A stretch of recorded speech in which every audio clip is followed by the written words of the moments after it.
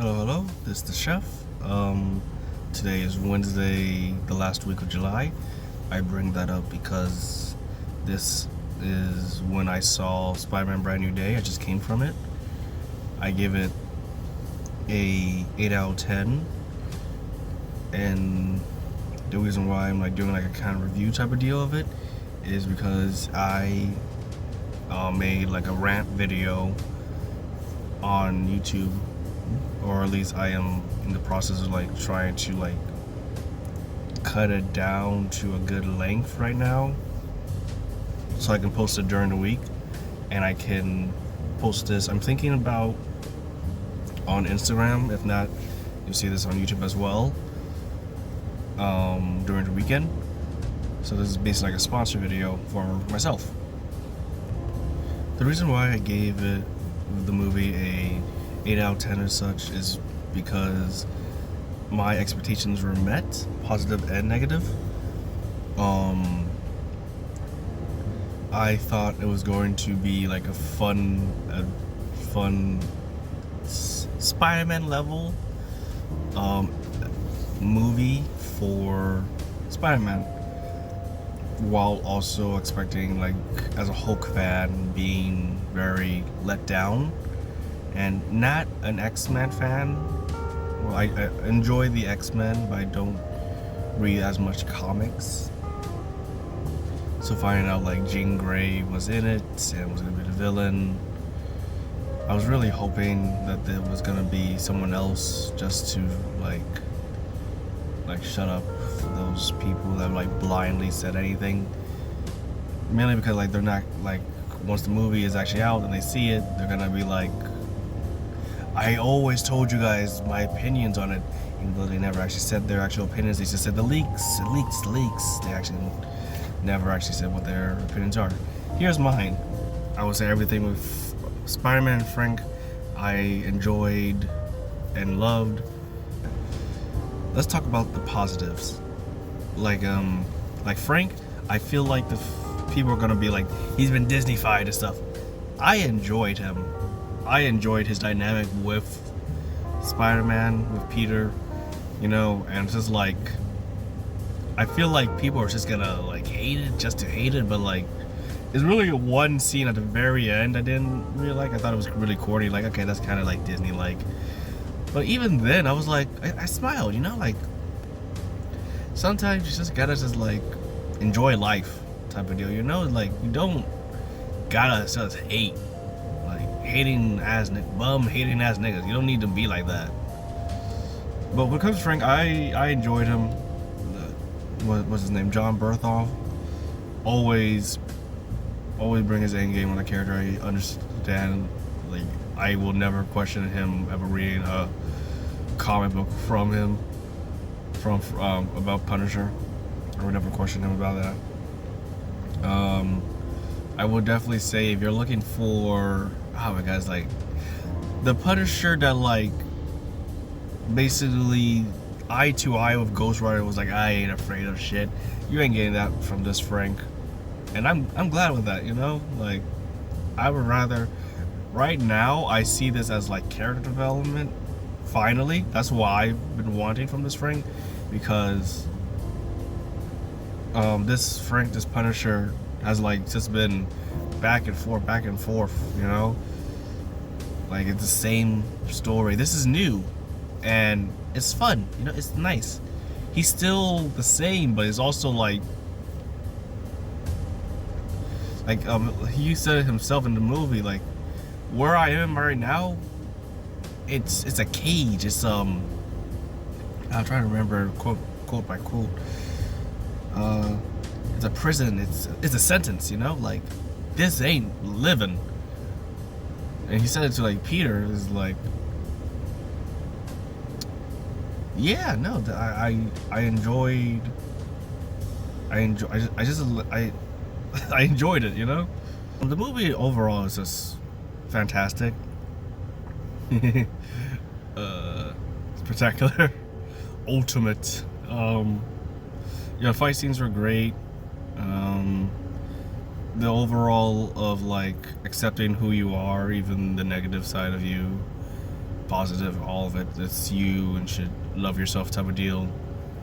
That's a great message. And just like being able to actually have everything all in one, you know, like they had Frank, they had the Hulk, they had Jean Grey, they had the Hand, they had Scorpion, they had Spider-Man, and it all came together, in my opinion. Everyone didn't get like all equal, but like they served their purpose basically to the full extent, and I enjoyed it really. I am happy to like this movie gives a perfect example as to why MJ and Ned should have been in it, and the people that were like they should not be in the next movie are stupid. Like, let's take out the main side characters or the main characters of the last trilogy altogether, just because. Like, no, let's actually see and answer the questions that we wanted from No Way Home. You know, like, what do they remember? What do they actually get from all this? And it's very simple. They don't remember barely anything. They don't remember anything at all when it comes to Spider-Man, when it comes to Peter Parker. They know they got saved from Spider-Man, but like, well, when they brought up Night Monkey, she was brainwashed. But like, also, that scene when she's brainwashed, that was amazing, you know, because it's like, it's goosebumps. Like, you realize it before he does. Like, oh yeah, this ain't MJ.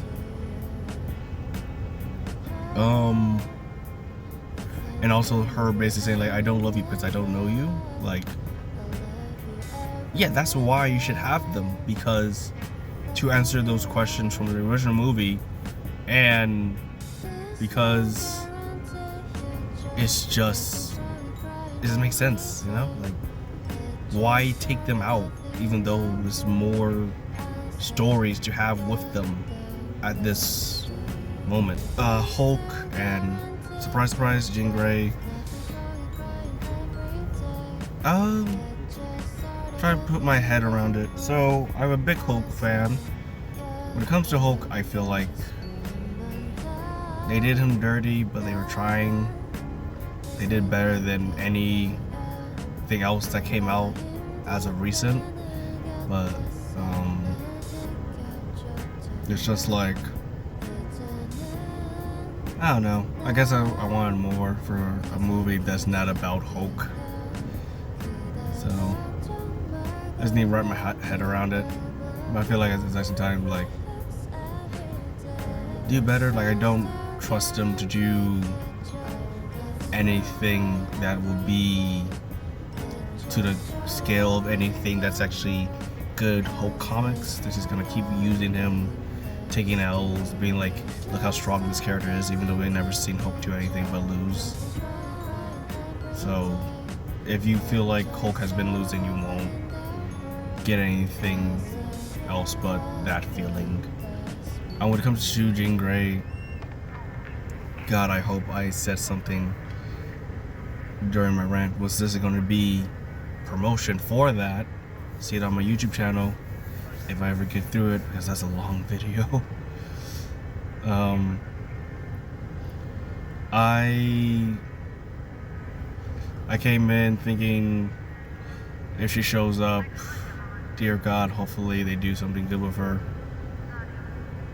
And for the storyline, like, to be clear, it's 8 out of 10 because they were able to bring everything together within one narrative that they were trying to tell, and that's good. It's just, it was the dang it, I was trying to use a smart word. it was against Jean Grey, in my opinion.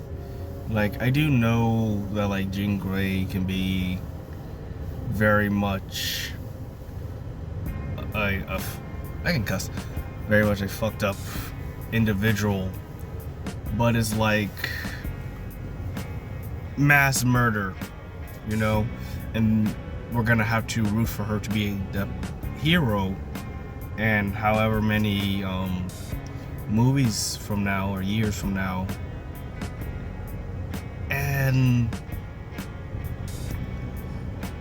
it's like I don't want to, you know. Like, to be clear, the actress did great and everything. Sadie Sink did great. I didn't feel like it made sense for her to be Jean Grey though, from how I interpret the character, I guess is the best way of putting it, because I know her from the movies, TV shows. I read a few comics, but I'm not like a full-fledged, you know, X-Men enthusiast type of way. But from the characteristic that I gathered from Jean Grey, this is more leaning towards the negative characteristics that like bad writers give her to make like the plot happen in the story, rather than actually something that makes sense. You know, like, does Jean Grey be like mind fuck people and stuff?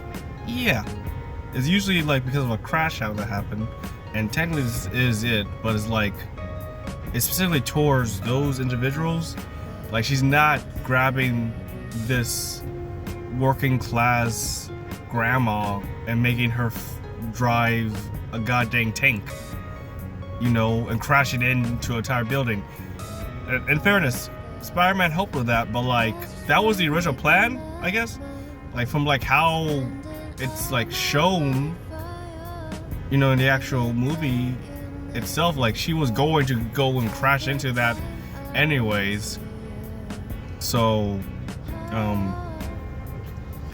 yeah, and like mind controlling Hulk and wow, it's been 5 minutes already. Mind controlling Hulk and the Punisher, one mass genocide people, I mean villains, but like still people for fun. The other one does it by accident because of a step, you know, like, and I get it, it's like for her sister, because I kind of assumed it would be like a relative. I didn't think a sister, I was thinking like a father or a mother, like a parent for certain. But like it's very much like, I don't know how to feel about the character, you know? Like, I don't want to root for this person even though they want me to in upcoming movies and stuff, because she's one of the main characters, I guess. And it's like, it's also because like mutant is, I guess, like, the problem when it comes to X-Men franchise, their side of the Marvel universe, because they're supposed to be me. They're supposed to be black people, indigenous people, LGBT people. You know, they're supposed to be all these people that are like oppressed and stuff, right? Problem is, you know, when you're representing all these communities are oppressed, and the main characters that are supposed to be us are, one, white people, and two, mass genocide. You know, it's kind of like, you know, it kind of feels like they're representing the opposite side of it. And I know like the new comics are doing that right now, from what I can tell. Like, they're like kidnapping kids and stuff like that.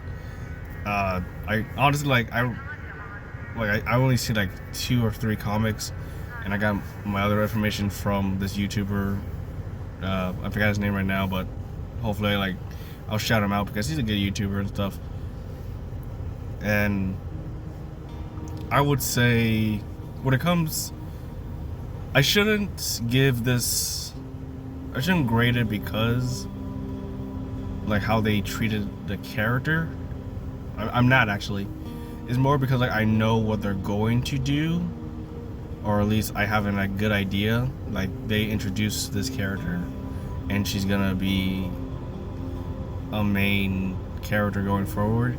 It's just like I don't have that much trust in them to actually be more like it's gonna be like a redemption arc. It's more just like she did nothing wrong, you know, even though she was in the complete wrong throughout. Like, especially since like I can barely remember the guy who was actually, you know, supposed to be the oppressor. He was basically a background character compared to her. Even though he's at fault, he barely even mattered. He's just here. The actor did good. But I don't even remember the guy's name. I just know he's from he's from Damage Control. You know, he's like the CEO of Damage Control or something like that. But he didn't really do anything. And dang it, I'm sounding like those YouTubers that's like just like ranting about how negative stuff is. I'm sorry about that. Don't stay for the post-credit scene. It's gonna be like it's just the spider tracker that Ned made, and meh. It's like it legit feels like last minute bullshit that they came up with, because like we gotta like do a cuts. We gotta do a post-credit scene for future events. Like it's hella vague. You know, you will assume it's for Doomsday because, you know, like it's saying like Spider-Man is missing. He's now in space or something, but it's not saying anything. It's literally like basically like the phone, and it's just showing. Oh God, my heart. Okay, and it's just showing like the Spire logo went from the Queens to somewhere away from the moon. He's like, we found him, but we don't know where he is. And besides saying Spider-Man will return in Doomsday, it says Spider-Man will return. So he's probably not. He probably is in Doomsday. He's probably not. He's probably in Secret Wars. He's somewhere.